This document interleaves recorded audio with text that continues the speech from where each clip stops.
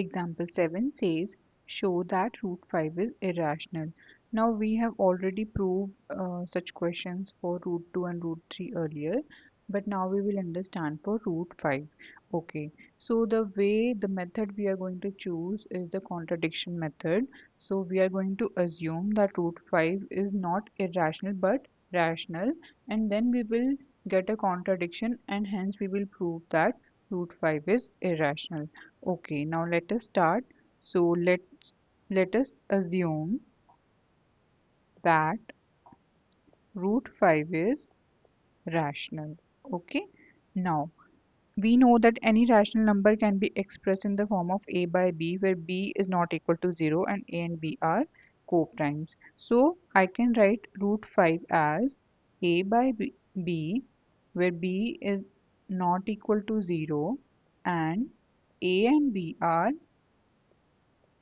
co-primes. That means they have no common factor other than 1. Okay, now we take b to this side, we get root 5b equals to a.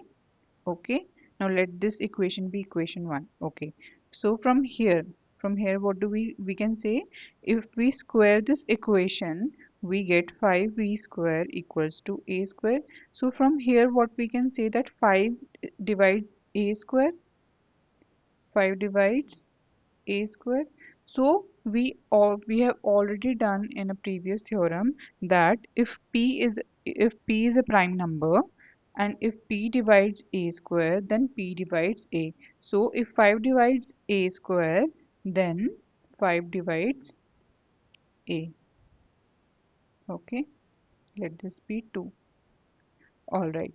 Now we know that 5 divides a, so a can be written as 5 into some integer c. C is an integer. Okay, so now using this equation 1, a equals to root 5b, we substitute the value of a here. We get root 5b equals to 5c, and if we square this equation, what do we get? We get 5b square equals to 25c square. If we simplify, what do we get? We get b square equals to 5c square. Now from this equation, we can say that 5 divides b square.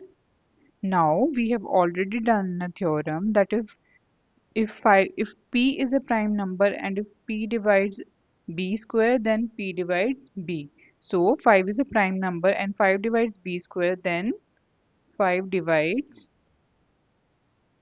b. Okay, let this be equation 3.